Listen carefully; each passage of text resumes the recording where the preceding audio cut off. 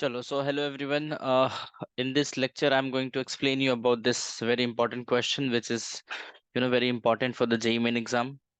So I guess हमने ये discuss करा हुआ था कि जो स्प्रिंग वाला प्रॉब्लम है, ये हमें थोड़ा सा समस्या होती है, प्रॉब्लम होती है। तो देखो, मैंने कुछ क्वेश्चंस जो है आई मीन प्रिपेयर करे हुए हैं। I have figure out some questions. तो इसके सॉल्यूशंस देख लेते हैं फटाफट, सो दैट आपका जो डिफिकल्टीज हो वो आपको जो भी डिफिकल्टीज हो वो ना हो।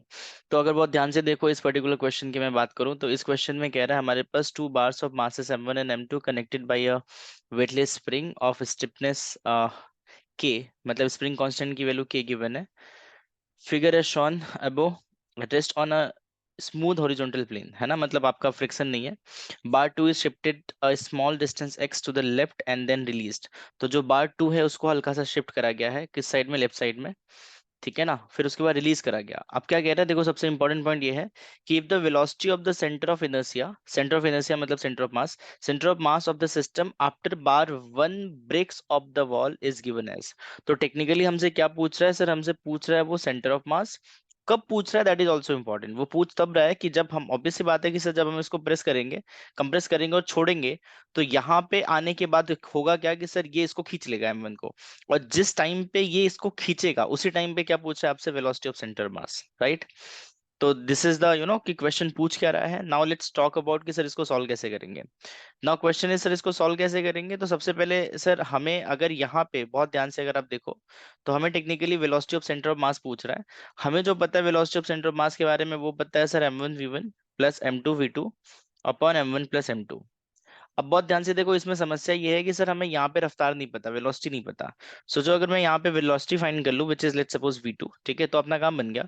और जिस समय से जैसे ही इसको खींचेगा उस टाइम पे यहाँ पे रफ्तार v1 कितनी होगी, जीरो, है ना, क्योंकि उसी टाइम पे हमसे पूछ रहा है। तो बहुत ध्यान से देखो, ये हो जाएगा आपका m1 इंटू जीरो।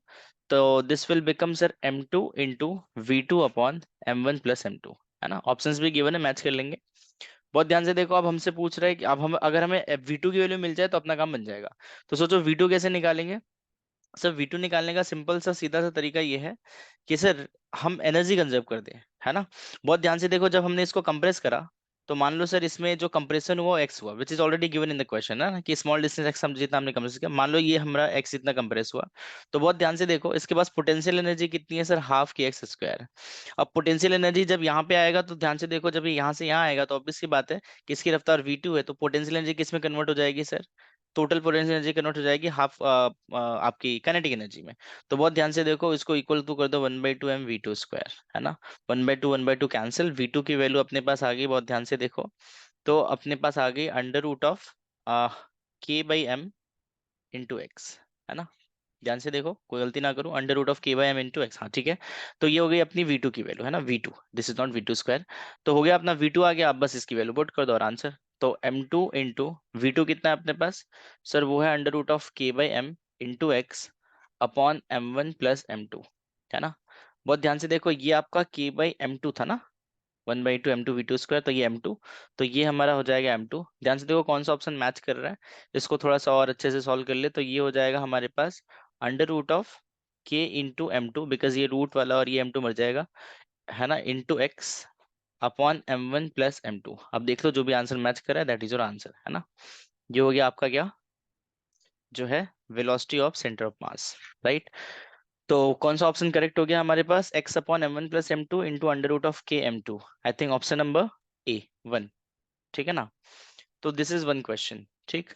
अब एक और क्वेश्चन कर लेते हैं, इस पे थोड़ा सा कॉन्फिडेंस और आ जाएगा हमें। अगर देखो एक और क्वेश्चन में बनाओ, ध्यान से देखो, तो एक और क्वेश्चन मेरे पास है, मैं आपको करा देता हूँ। ध्यान से देखो कि मान लो हमारे पास एक 3 kg का ब्लॉक है। लेट्स सपोज ये मेरे पास स्प्रिंग है, ये आपका 3 kg का ब्लॉक है, ठीक है ना।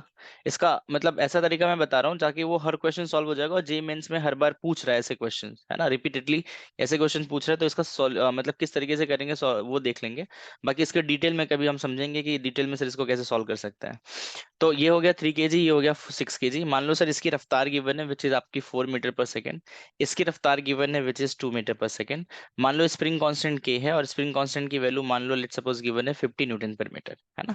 ये क्वेश्चन है और आपसे पूछ रहा रहा है। अच्छा, इस क्वेश्चन में आपसे दो चीजें पूछ सकता है, मतलब दो में से कोई एक पूछ सकता है। या तो आपसे पूछेगा बताओ मैक्सिमम कंप्रेशन, है ना, let me right it here for you guys, maximum compression पूछ सकता है, या फिर आपसे वो मैक्सिमम एलोंगेशन पूछ सकता है, any one of these two, है ना।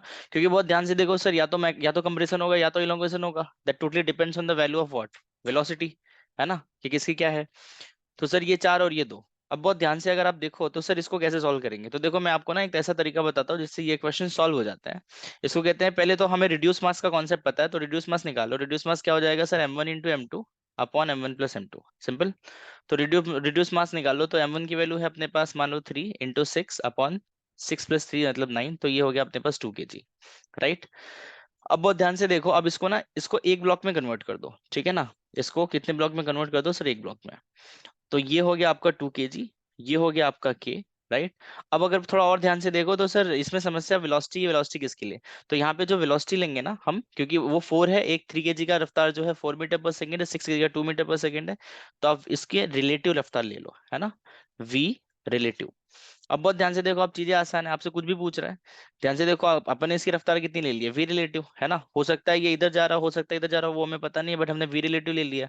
और चाहे कंप्रेशन पूछे या इलोंगेशन पूछे, दोनों के लिए आपको अपन को सेम काम करना है। तो ध्यान से देखो, आप यहाँ से एनर्जी कंजर्व कर दो, ठीक है।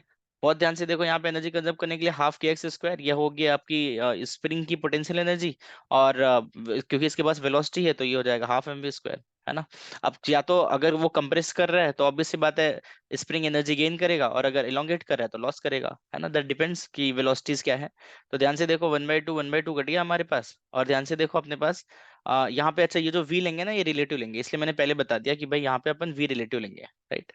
तो देखो हो गया अपना काम। अब अपन से x पूछा है, तो x की वैल्यू आ कितनी गई हमारे पास, x की वैल्यू आ गई sir m into V. m की वैल्यू कितनी है हमारे पास, m यहाँ पे क्या लेंगे, रिड्यूस मास सिस्टम, तो म्यू लिख दो मैं। तो म्यू की वैल्यू कितनी हो गई, 2 इंटू, बहुत ध्यान से देखो v रिलेटिव हमारे पास कितना है, सब वी रिलेटिव है हमारे पास 2, है ना, तो 2 इंटू 2 हो गया 4, अपॉन के कितना हो गया सर 50, तो ये हो गया सर 25। तो टेक्निकली ये स्क्वायर है, तो ये हो गया अपने पास 4/25, so the value of X we have got 2/5। अब चाहे कंप्रेशन पूछे या इलोंगेशन, तरीका यही है सॉल्व करने का, this is the way how we will solve, right. So I hope this two question is clear to you, and अगर इसके अलावा भी कुछ हो तो आप लोग पूछ लेना। Thank you so much, bye bye and best of luck for JEE Main exam, thank you.